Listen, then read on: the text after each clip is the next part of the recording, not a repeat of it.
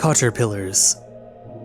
Item Number: SCP-295. Object Class: Euclid.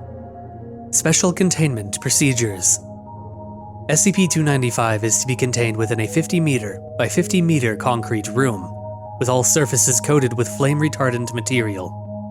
All personnel entering and exiting containment must comply with Level 3 contamination screening. 3 flame-retardant exposure suits are to be maintained on the premises, and are required for any and all testing involving SCP-295. Feeding will occur once per week, and consists of a meal of 20 kilograms of naturally grown pine wood, harvested near the Site-19 facility. Description: SCP-295 is a number of caterpillars resembling Centometa epilase in appearance. A single specimen of SCP-295 is capable of creating an unidentifiable substance, which has several unique qualities attributed to it. SCP-295 possesses similar physical attributes to a common caterpillar, with a notable exception being SCP-295's incredible speed when in pursuit of sustenance.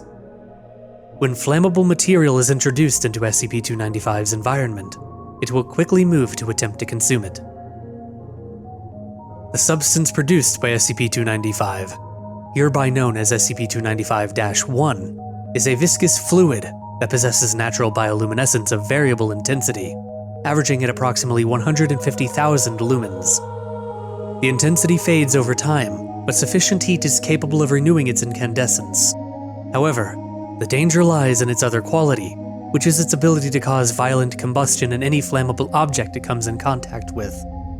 All matter destroyed in this manner leaves no ash or other byproducts behind, although an increase in mass has been observed in specimens of SCP-295 after combustion. A notable exception is living animal matter, which SCP-295-1 is incapable of affecting in all circumstances. SCP-295 is capable of reproduction given sufficient matter to combust, or when a specific mass has been attained. When this occurs, SCP-295 will pupate, forming a shell of dense carbon, with a similar molecular structure to coal. Once a week has passed, both the pupa and the specimen will combust, while the ashes reform into 2 additional caterpillars, after which the process begins anew. Occasionally, only 1 specimen of SCP-295 will reform from the resultant ashes, rather than a pair. These ashes will not always reform immediately, and can remain inert. Ashes left on personnel's clothing can reform later, and further spread to SCP-295's population. SCP-295 was discovered in blank, Ukraine, after a series of improbable and volatile forest fires had reduced a large swath of forests into barren wastes. Agent Blank, who had family in the area, noted that the fires had left not a single thing in their wake. When Dr. Blank was dispatched to investigate, he found a complete lack of life and vegetation, with the exception of a species of caterpillar that was not local to the area. What had alarmed him more, however, was the sudden destruction of his clothing and belongings by a swarm of starved SCP-295s.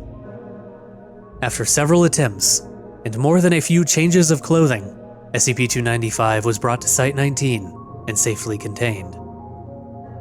Addendum 295-A. Despite months of regular feeding, the number of specimens have neither declined, nor have they increased since being contained. The cycle of reproduction has stayed consistent, with the majority of recorded combustion resulting in 2 new specimens. How the population has kept itself in check is unknown at this time. Addendum 295-B. See Incident 295-K. Addendum 295-C. It's possible that there are still wild specimens of SCP-295 out in the world, considering the trouble we have containing it in the lab. Any attempts to contain population of SCP-295 in the field are to be made on location, with the intent to isolate and terminate. Note: this stuff has some serious potential for weaponization. If you could get enough of it out of the little worms, find a way to carry and dispense it, you put napalm to shame. Agent Blank. Addendum 259-D. See Experiment Log 259-1-A. Experiment Log 295-1-A. Experiment Log of Dr. Kondraki, Testing practical uses of SCP-295-1. Date: blank to blank. Experiment 1. Human consumption testing. Materials: 5 milliliters of -1. Procedure: Class D personnel given -1 to ingest. Result: Subject reported mild heartburn and nausea, but no serious adverse effects observed. Subject's digestive system temporarily operated at 25% additional efficiency. Experiment 2. Usage as a portable source of light. Materials: 20 milliliters of -1. Glass tubing. Rubber grip. Lighter. Procedure: Glass tubing filled with -1, reinforced by rubber grip. Result: Device produced sufficient light to completely illuminate an area of 31 meters squared at 16,145 lux for several hours. Applying a lighter to the surface of the glass relit the solution completely. Experiment 3. Usage as an incendiary device. Materials: 200 milliliters of -1. Glass globe. Procedure: Globe filled with -1 and thrown into wooden test structure. Result: All material that came in contact with -1 instantly combusted as expected. Remaining structure of the building burned abnormally quickly from secondary conflagration. Only 20% of the structure's initial mass remained after testing. Note: Immediately following the conclusion of this test, approximately 56% of captive SCP-295 specimens began to pupate. Dr. Kondraki. Experiment 4. Usage as a lighter fluid. Materials: 100 milliliters of -1. 1 bag of consumer-grade charcoal, mid-range coal grill. 2 beef burger patties. Procedure: -1 poured onto coal, while beef patties are prepared. Result: Data expunged. Note: I cannot fathom the lack of census required. Consider your position as an assistant terminated and your security level revoked. Hope that gives you something to think about in between skin grafts. Addendum 295-E. See Experiment Log 295-1-B. Experiment Log 295-1-B. Experiment Log of Agent T. Testing practical uses of -1. Experiments overseen and approved by Dr. Blank. Date: blank. Experiment 1. Usage as lighter fluid, revised. Materials: 1 milliliter -1. 500 grams consumer-grade charcoal, mid-range coal grill. 2 by 100 grams beef burger patties. Procedure: Coals arranged in a standard rough cone. -1 applied to 3 coals. Tester wore standard silver suit heat protection gear. Result: The treated coals combusted almost instantly, as expected. Remaining coals ignited very quickly. Patties cooked in approximately half expected time. Cooked patties, when tested in laboratory, showed no evidence of any unusual components. Note: As expected, the secondary fires produce only normal combustion products and effects. And whoever came up with the first lighter fluid test, you people are supposed to be research assistants.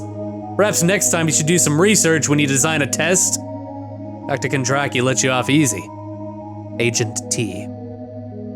Experiment 2. Possible application for rescue work. Materials: 1 D-class personnel, 1 steel girder, 1 milliliter -1, 20 gram thermite paste. Procedure: Class D's leg trapped under girder. A line of thermite paste was placed on the girder upslope from the pinned leg. -1 applied to the thermite paste. Result: The thermite ignited and combusted almost instantly, severing the girder with almost no splatter or spark. The upslope section fell to the ground. Water sprayed over the severed end, steamed only slightly and briefly. Class D was not harmed. Note: Just what I'd hoped for. The thermite released its energy and burned through the steel it was actually touching. The reaction was too fast for much heat to transfer to the rest of the girder. This could be a very useful intrusion technique in addition to its rescue applications. Agent T. Experiment 3. Affects an oxygen-deprived environment. Materials: 1 filled 10-liter aquarium, 1 lead weight, 1 100-gram untreated oak block, 1 non-flammable syringe, 1 milliliter-1. Procedure: the oak sample was weighted down in the aquarium, then injected with -1. Result: over a period of approximately 2 seconds, the oak burned to charcoal. Note: interesting. Apparently there was enough air in the channels to support very limited combustion. Next time, I'll try waterlogged wood. Agent T.